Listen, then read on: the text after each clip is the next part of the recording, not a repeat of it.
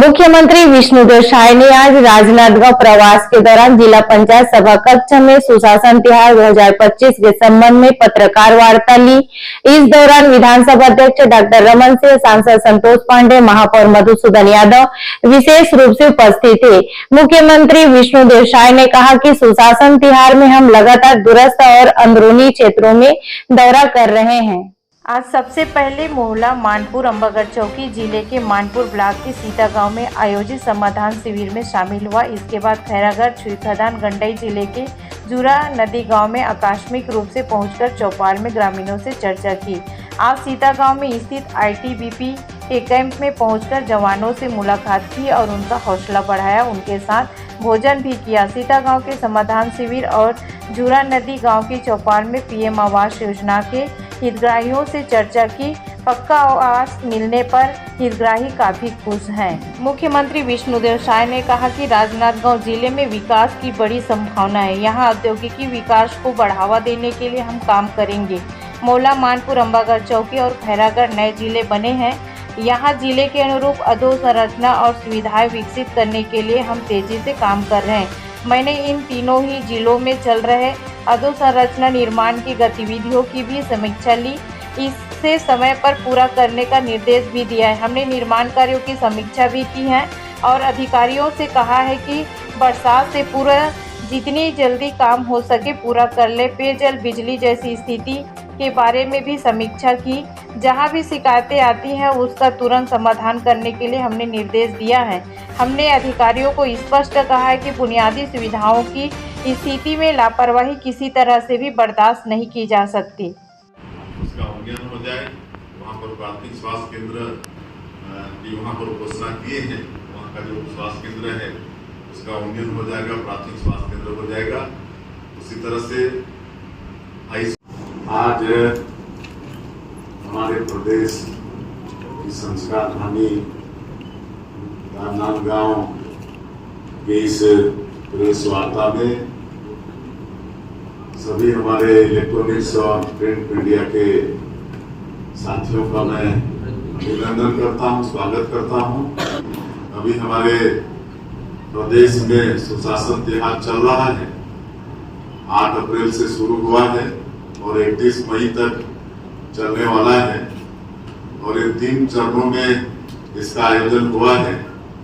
प्रथम चरण में हमारे अधिकारियों ने लोगों के बीच में जाकर सुझाव पेटी ले जाकर उनकी जो समस्या है उसका संकलन करने का काम किया है और द्वितीय चरण में उसका समाधान का प्रयास किया है और तृतीय चरण जो 5 मई से प्रारंभ हुआ है तो उसमें हम सभी लोग भी जा रहे हैं।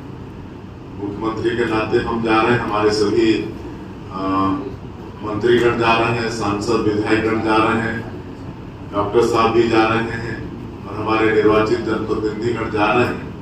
तो तृतीय चरण में औचक निरीक्षण का भी काम है। कहीं भी बिना बताए उतर जाते हैं किसी पंचायत में और वहाँ पर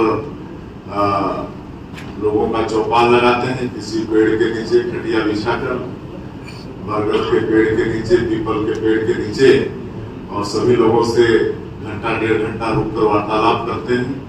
और 1.5 साल में जो लोगों ने छत्तीसगढ़ की सेवा का प्रयास किया है, यहाँ के जनता जनार्दन का सेवा का प्रयास किया है, विभिन्न योजनाओं के माध्यम से वो सबके विषय में उनका फीडबैक लेते हैं, कहाँ तक सरकार की योजनाएं उन तक पहुँच पा रही है। तो ये सब करते हैं। फिर समाधान शिविर का भी आयोजन हो रहा है। 10 पंचायत 15 पंचायत के बीच में एक क्लस्टर के रूप में, तो उसमें भी जा रहे हैं। वहाँ भी हमारे अधिकारी पूरी जनता के सामने जो उस क्लस्टर के अंदर कितनी समस्याएं, कितना का समाधान हुआ और उसकी वस्तु स्थिति क्या है जनता के सामने रखने का काम करते हैं। और अंत में एक जिले में हम लोग समीक्षा बैठक करते हैं। तो ये सुशासन तिहार चल रहा है।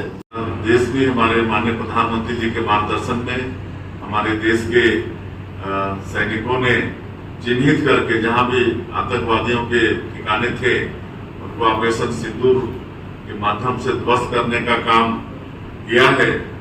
और अभी ये ऑपरेशन सिंदूर खाली स्थगित हुआ है, बंद नहीं हुआ है। और आप सभी लोग माननीय प्रधानमंत्री जी का राष्ट्र के नाम संदेश भी सुन चुके हैं, उसमें पूरा विश्वास भी हो गया है। और प्रदेश स्तर में हम लोग हमारे देश के सैनिकों के समर्थन में तिरंगा यात्रा भी एक भव्य निकाले थे।